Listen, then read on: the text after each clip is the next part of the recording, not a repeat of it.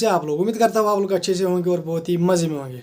तो भाई साहब, रिजवान साहब को T20 खेलना है, बाबर साहब को T20 खेलना है। चलो बाबर को हम थोड़ा एक पॉइंट देते हैं कि वो खेल सकता है, लेकिन भाई साहब रिजवान साहब किस बेस पर T20 खेलना चाहते हैं?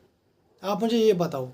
पहले आप मुझे ये जस्टिफाई करो कि वो किस चीज़ पर T20 खेलना चाहता है। मतलब जो बंदा 40 गेंदों पर 16 रन करे, जब वो सीनियर प्लेयर खड़ा होता है, वो वहाँ पर 40 गेंदों पर 16 रन करे, तो भाई साहब आप उसको कैसे डिज़र्व सोचते भी हो कि भाई साहब ये T20 में होना चाहिए।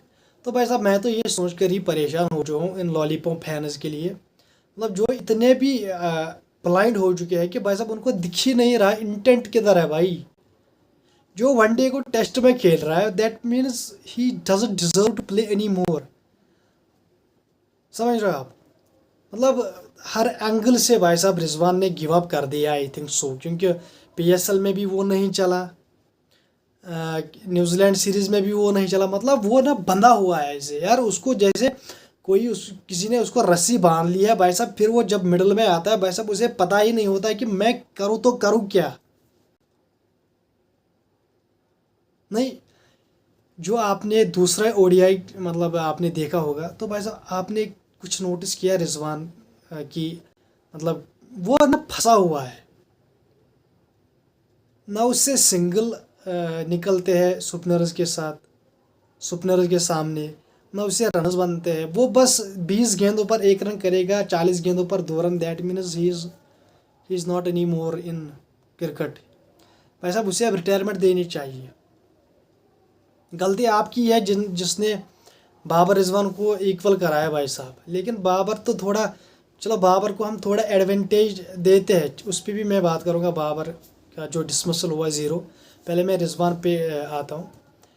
भाई साहब जो बंदा अपनी पोजीशन अपनी पोजीशन के लिए लड़ता है कि मैं यहीं पर खेलूँगा, यहाँ से कुछ भी हो जाए मैं हिलूँगा नहीं, चाहे हम मैच जीते चाहे हम यूं ही प्रैक्टिस मैच खेले, मैं अपनी पोजीशन पे आऊँगा, मैं किसी को अपनी जगह नहीं दूँगा।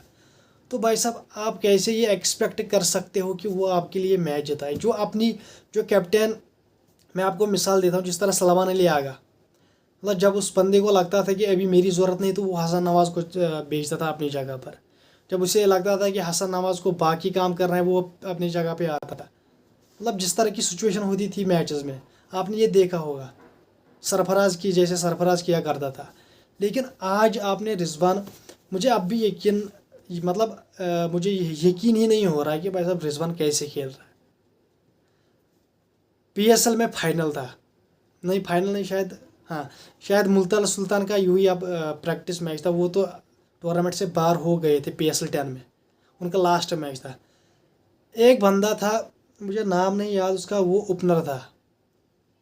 रिजवान ने ये डिज़र्व, मतलब ये नहीं सोचा कि भाई साहब मैं इसको अपनी जगह पे खिलाऊँ आज, ये ओपनर है, ये अपनी एबिलिटी शो करेगा, ये दुनिया को दिखाएगा कि मैं क्यों, मैं तो ओपनर हूँ, मैं भी बहुत अच्छा खेलता हूँ। लेकिन रिजवान ने उस मैच में भी ओपनिंग की कि मैं हूँ, बाकी कोई नहीं, मैं किसी को अपनी जगह के आसपास भटकने भी नहीं दूंगा। तो भाई साहब जिस बंदे का ऐसा सोच हो, तो वो आपको क्या ही जिताएगा। जो कैप्टन माइक पे बोले कि मेरे हाथ में कुछ नहीं है, फैसले ऊपर से होते हैं, जो आकिब जावेद न्यूजीलैंड टूर पर फैसले किया करता था, वो क्या कहते हैं उसको, वो सिलेक्शन भी वही करता था, प्लेइंग 11 भी वही करता था, तो वो कैसा कप्तान है भाई साहब? कैप्टन को अपनी साइड लेनी पड़ती है, कैप्टन को अपने साइड खड़ा होना पड़ता है, कैप्टन को प्लेयर्स बनाने पड़ते हैं, कैप्टन को अपने प्लेयर्स को भरोसा देना होता है। लेकिन भाई साहब रिजवान के हाथ में जब ये नहीं था, तो वो कैसे आपको कुछ जिता के देगा? हाउ? और आप बात करते हो रिजवान रिजवान, भाई साहब Rizwan is no more in in cricket. याद रखो, याद रखो मेरी बात है, रिजवान अब और नहीं खेलने वाला, आई थिंक सो। क्योंकि अगर कल भी 1-2 मैच उसके ऐसे ही हुए, तो भाई साहब उसको अब रिटायरमेंट, बोलो इसको रिटायरमेंट दो यार। ना खेलता है बंदा, क्रीज पे आता है तो फंस जाता है, रुक जाता है और कहता है मुझे T20 खेलना है। हाँ, तो भाई साहब बात करेंगे बाबर आजम की। पहले मैच में आपने देखा बाबर आजम ने अच्छा स्टार्ट लिया, सेट हुआ, एंड देन एक गलती करा और भाई साहब पीछे से उसको उड़ा लिया गया, विकेट उड़ा लिया भाई साहब कीपर ने।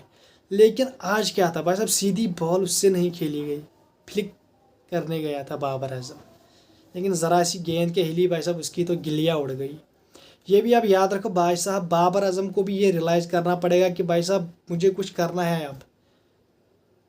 समझ रहे हो? आई थिंक 50 के ऊपर से इनिंग्स हो गई है उसकी, उसकी सेंचुरी नहीं आ रही है। चलो अब सेंचुरी तो छोड़ो, मुल्क के लिए तो कुछ करे, मुल्क को तो कुछ जिताए। आप मुझे एक बात बोलो कि कौन सा मैच बाबर ने जिताया है 2021 के बाद पाकिस्तान को? जब बाबर कैप्टन था तब भी वो ऐसी ही मनमानियाँ करता था, ना किसी को आने देता था ना किसी को जाने देता था। जो जिस बंदे की परफॉर्मेंस नहीं होती थी उसको वो खिलाता था, जिसकी परफॉर्मेंस होती थी उसे वो ड्रॉप करता था। कुछ प्लेयर्स ने फिर दरवाजे तोड़ के अंदर आए, जैसे सरफराज ने उसको न्यूजीलैंड के खिलाफ वो क्या कहते हैं इसको वो मैच खेला था टेस्ट, उसमें उसने शतक बनाया था, बहुत अच्छा खेला था सरफराज ने। फिर उसकी बेसिस पर वो ऑस्ट्रेलिया भी गए, उसने वहाँ पर भी एक टेस्ट मैच खेला। तो बस अब बाबर के दौर में ना कुछ प्लेयर्स ने दरवाजे तोड़ दिए तभी उनको एंट्री मिली। तो भाई साहब बाबर ना बहुत, मुझे लगता है भाई साहब क्या किया है उसने, वो मार्च से लेकर अब तक तो वो रेस्ट ही में था, कोई क्रिकेट नहीं थी उसकी। T20 आज में नई टीम है, ये हम सबको पता है, तब से लेकर वो अब तक बैठा था। लेकिन वो तो फ़ोटो डालता है, रील्स डालता है एंड लाइक दैट। तो भाई साहब क्या ही एक्सपेक्ट कर सकते हो आप बाबर से भी? जो बंदा स्ट्रगल करता है, जिस बंदे को आई थिंक 2023 में उसने आखिरी सेंचुरी बनाई है, वो बंदा क्या ही खेलेगा अब? मुझे यार बाबर ना अब वो ना उसने ना अपने क्रिकेट को साइड पे किया है भाई साहब, उसने फॉर ग्रांटेड लिया है क्रिकेट को। समझ रहे हो आप? मतलब कोई मेहनत नहीं, बस आए किसी दिन आओ खेलो 40-50 बनाओ, मुल्क को कुछ भी हो जाए उससे उसको कोई फ़र्क नहीं पड़ता है। समझ रहे हो आप? तो वैसा ये बाबर का सीन है। अब बाबर फैंस, मैं तो उतना बड़ा यूट्यूबर हूँ नहीं कि मुझे ट्रोल करेंगे, गालियाँ देंगे, लेकिन भाई साहब मैं आपको एक बात बताना चाहता हूँ। ये सीरीज़ आपने देखी है भाई साहब, अभी 2 मैचेस आपने देखे, क्या आपको लगता है बाबर डिज़र्व करता है जो उसको मिला है? जितना पीसीबी ने इन्वेस्ट किया है बाबर पर, क्या उसने उसका थोड़ा सा भी हक झुकाया है? नहीं भाई साहब, कुछ नहीं। बस वो एक मैच उसने जिताया, हमारे साथ ही उसने खेला है भाई साहब, इंडिया के साथ। वो एक मैच जिताया उसने, बाकी बाबर तो कुछ है ही नहीं। ही इज़ नो मोर भाई साहब। रिजवान की तरह वो भी अब, उसको भी अब संग लग गई है भाई साहब। समझ रहे हो आप? तो आपको हसन नवाज और हुसैन तलत को आपको शाबाशी देनी पड़ेगी भाई साहब। जिस तरह उन्होंने, हुसैन तलत ने 33 रन किए, हसन नवाज ने 36, उसकी बावजूद आप 181 पर पहुंचे और डीएलएस मेथड रहा, वरना आप तो 150 पे आप तो गए थे भाई साहब। अगर हसन नवाज और हुसैन तलत ने वो इनिंग नहीं खेली भाई साहब, आप तो गए थे 150 पर ऑल आउट। लेकिन भाई साहब बॉलिंग में भी रिजवान की मुझे कुछ पसंद, कुछ हिसाब, मतलब अबरार को उसने कहाँ लाया भाई साहब? भाई साहब कैप्टेंसी भी फ्लॉप, रिजवान की बैटिंग भी फ्लॉप।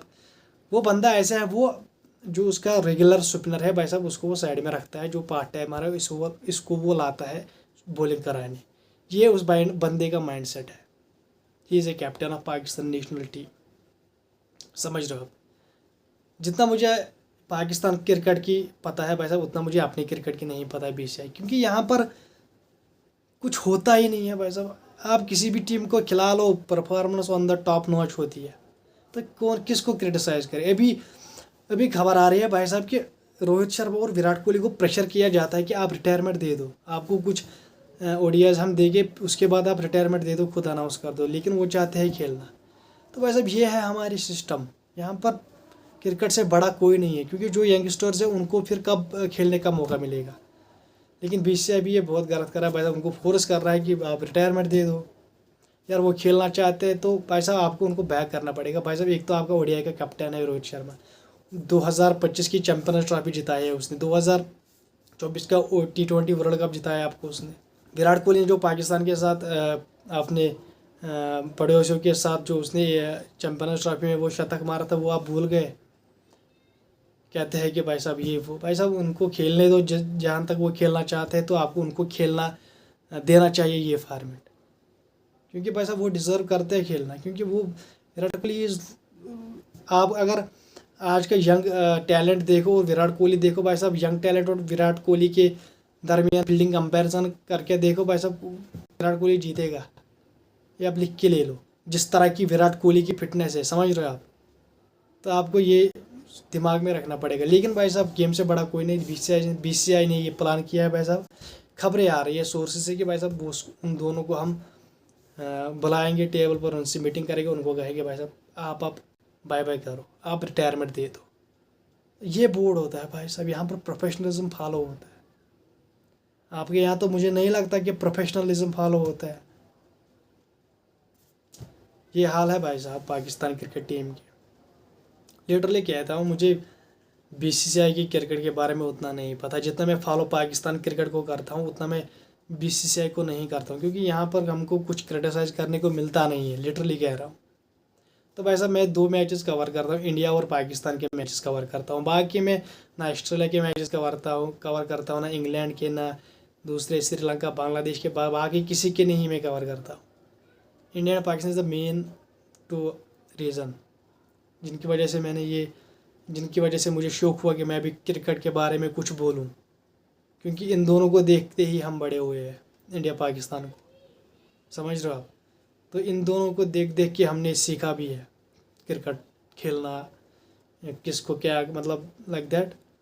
तो भाई साहब इन 2 टीमों को मैं फॉलो करता हूँ क्रिकेट में, लेकिन इसमें मुझे सबसे ज़्यादा पता पाकिस्तान क्रिकेट टीम की है, क्योंकि वहाँ से खबर ऐसे लीक होती है। हमारे यहाँ थोड़ा टाइम लगता है उनमें खबरों को लीक होने में, समझ रहे हो आप। तो भाई साहब बात करके पाकिस्तान और वेस्ट इंडीज़ के मैच के, जो दूसरा मैच इन दोनों ने खेला उस पर बात करते हैं। पाकिस्तान ने टॉस हारा, वेस्ट इंडीज़ ने टॉस जीता। वेस्ट इंडीज़ ने कहा कि हम बॉलिंग करेंगे, पिच में मॉइस्चर है, बारिश भी होगी 2-3 बार, तो वेस्ट इंडीज़ ने वही सोचा।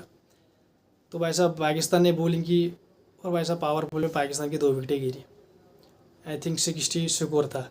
जब रिजवान आया भाई साहब उसने ऐसी टेस्ट सीरीज़ खेलना शुरू कर दी भाई साहब कि वेस्ट इंडीज़ के बॉलर्स को उसने इतना कॉन्फिडेंस दिया कि भाई साहब you are very dangerous bowlers, जिनको ऑस्ट्रेलिया ने उल्टा लटकाया। भाई साहब रिजवान साहब ने ऑस्ट्रेलिया को वेस्ट इंडीज़ को इतना कॉन्फिडेंस दिलाया भाई साहब, उन्होंने फिर उनको जपड़ा। और भाई साहब बाबर आजम क्या है, सैम अयूब भी कुछ नहीं कर पा रहा है।